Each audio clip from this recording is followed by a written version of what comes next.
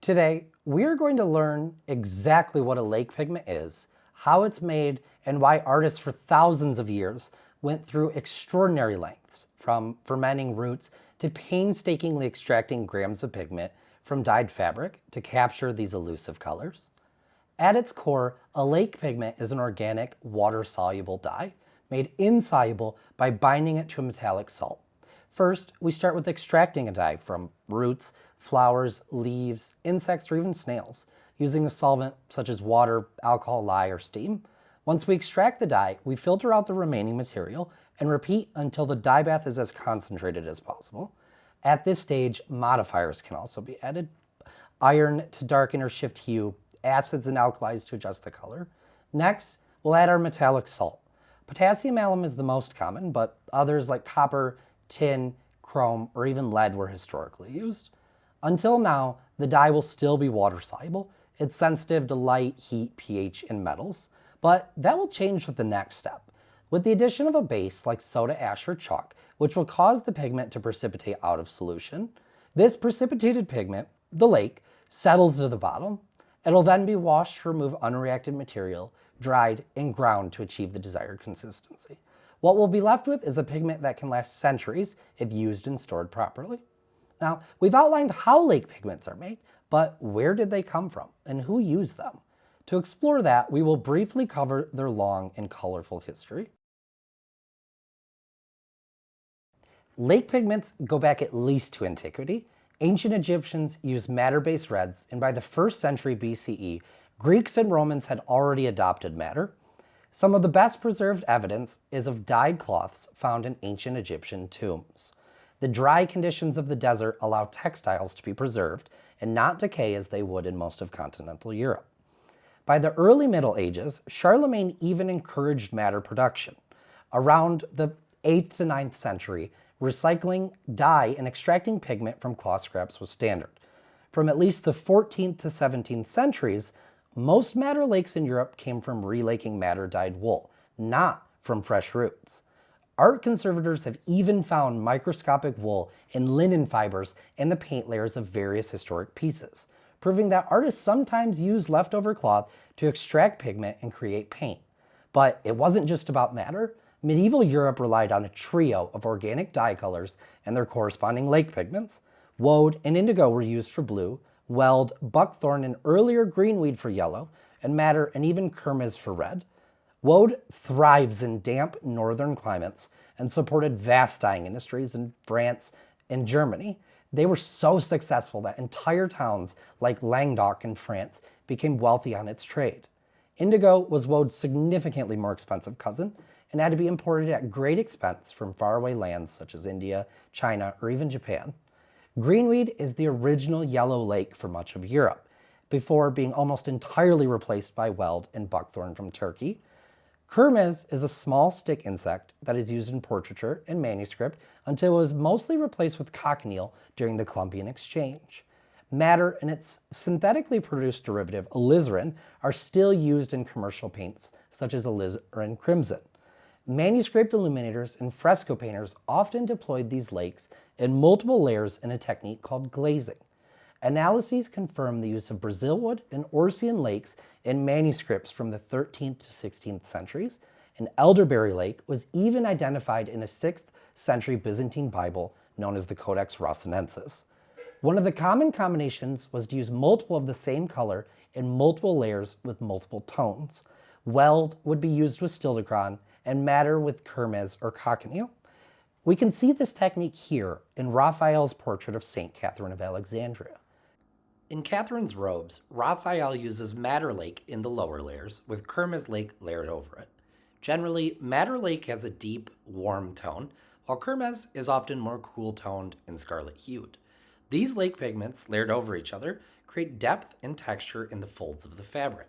By varying the value of the underpainting and glazing with lake pigments, Raphael creates the beautiful crimson gradient we see between light and shadow that makes this painting so incredible. Now that we know the history, let's learn how to make a lake pigment. Let's walk through the process with cochineal, a New World Renaissance magenta made from the cochineal insects of Mexico. They are harvested from nopales, or prickly pear cactuses. This pigment was widely used in manuscripts, portraiture, and landscape paintings throughout Renaissance Europe. First, we add our cochineal to our water and bring it to a simmer over several hours. I have about 25 grams of cochineal to 500 mils of water. Our water will gradually turn a deep crimson once we've extracted all the dye. Next, we'll strain out the solids and get our dye liquid. In our dye, we will add our alum. We add approximately twice as much by weight of alum as our dried insects due to the very high level of colorant present in cochineal. We'll now bring this pack up to a gentle simmer to let the alum fully dissolve with the help of some stirring. This next part can get a little foamy and overflow if we aren't careful, so we'll make sure to be careful and go very slowly. Here, we'll use calcium carbonate over an alkali like soda ash to get a soft and lighter lake. We'll add it gradually while stirring and waiting for it to completely react before adding more, being careful not to add too much or it could overflow. This addition of calcium carbonate should immediately throw our pigment out of solution with quite an energetic and exothermic reaction. You can see it now foaming and with little specks of magenta. That's our lake pigment. We'll want to get as much out of the solution as possible, so we'll slowly add more calcium until no further reaction takes place and the pH is balanced at around a pH of 7. The more slowly we add our carbonate, the finer our lake pigment will be.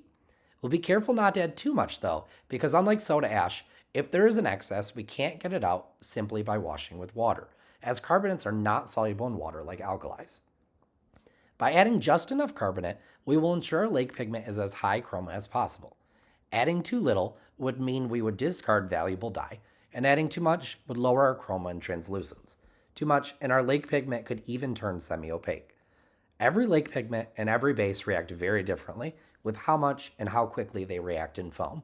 Generally, the hotter dye liquid, higher concentration, lower purity, and alkalis have more intense reactions than low concentration, high purity carbonate reactions. That being said, it is always a good idea to have an overflow container nearby, as it can get out of hand fast, which you can see with it overflowing here. Next, we will wash our pigment with warm water, let it settle for a few hours, and pour off our liquid. We will repeat this 3 or 4 times until the water is completely clear. You can see how the final wash looks here. Once it is clear, we will pour it into a coffee filter and let it dry over a few days. Now, we have our finished pigment, but what can we do with it? I'm going to show you how to mull your own oil paint using just walnut oil and our cochineal pigment. Then, we will learn how to use our transparent lake in a technique called glazing. This pigment is best used in transparent techniques, so I'm mixing it with pure walnut oil with my palette knife with just enough oil to barely saturate the pigment. The two true drying oils are walnut and linseed. This means these two oils will fully dry and create a strong paint film. Generally, I prefer walnut oil for its long working time, lack of yellowing, lower viscosity, and slow dry time. Linseed or a semi-drying oil like poppy or safflower can also work with dryer added if you prefer those. Generally, it is better to start with what looks like not enough oil because we can always add more and the pigment will thin out once it's mulled. Once our pigment is incorporated in our oil, we can begin to mull with our muller. Here, we can use a glass or a marble slab. I've elected for a marble slab, but you can use whichever you prefer. We'll place the muller over a small amount of our paint and thoroughly grind it against our slab to incorporate the oil. If it builds up on the muller, I'll carefully scrape it off and repeat mulling until we fully disperse our pigment and fully incorporate the oil.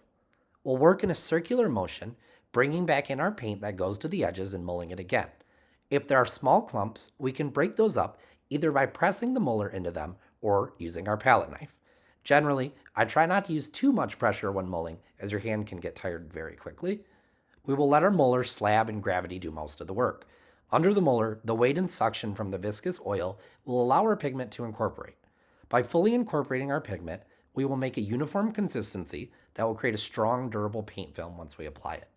The more finely we grind and mull our pigment, generally, the more lustrous and intense our lake will be.